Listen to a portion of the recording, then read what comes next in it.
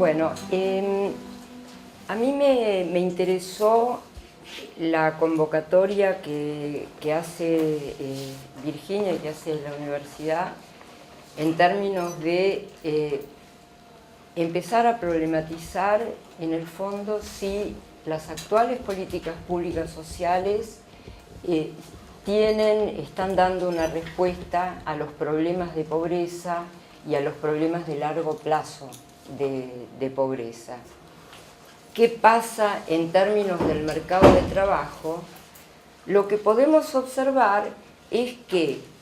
para el conjunto de la fuerza de trabajo, y estoy hablando urbana porque no tengo datos rural del censo, pero estoy hablando con datos de la encuesta, en ese conjunto lo que vemos es que en los sectores de bajos ingresos hubo un estancamiento en la actividad económica de las mujeres y hubo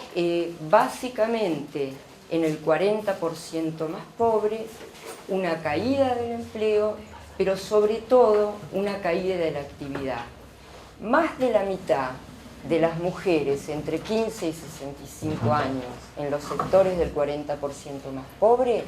son inactivas, es decir, ni trabajan ni buscan trabajo. Si nosotros intentamos vincular este no trabajo en hogares donde sería importante otro salario por el tema de pobreza, si lo intentamos vincular con las políticas sociales, lo que vemos es que también de acuerdo a la encuesta, en el 40% más pobre aumentó en las mujeres de más de 60 años, casi se triplica la proporción de las que reciben una la jubilación. Es decir, la jubilación anticipada impactó positivamente los ingresos de esos hogares y sin embargo esos hogares siguen estando en el 40% más bajo. Es decir, persisten brechas de desigualdad respecto a los accesos a los derechos sociales básicos.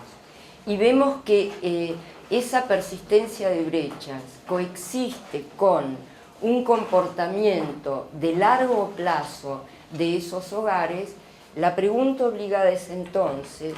¿cuáles debieran ser o cuáles son las que nosotros pensamos que debieran ser las políticas dirigidas a la pobreza con un enfoque que uno puede decir enfoque de género, pero con un enfoque preocupado ante ese retiro de la fuerza de trabajo de las mujeres?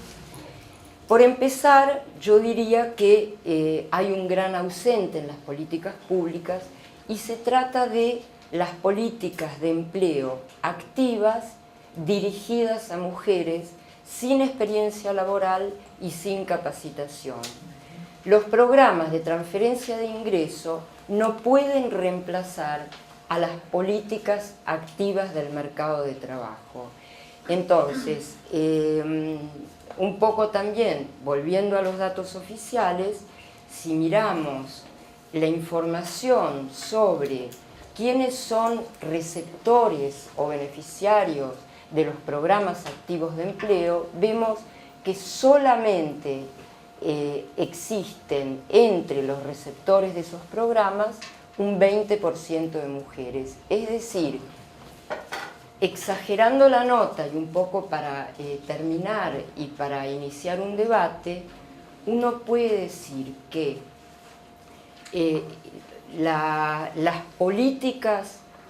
hacia la pobreza o de combate dirigidas a eliminar la pobreza no pueden estar basadas en una división implícita entre políticas hacia los varones en trabajo, políticas hacia las mujeres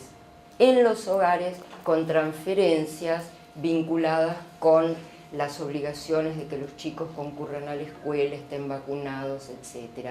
Sino que de alguna manera tendríamos que pensar, si la pregunta de Virginia es políticas alternativas, cuáles debieran ser esas políticas de nueva generación que fusionen estos dos campos de la política social.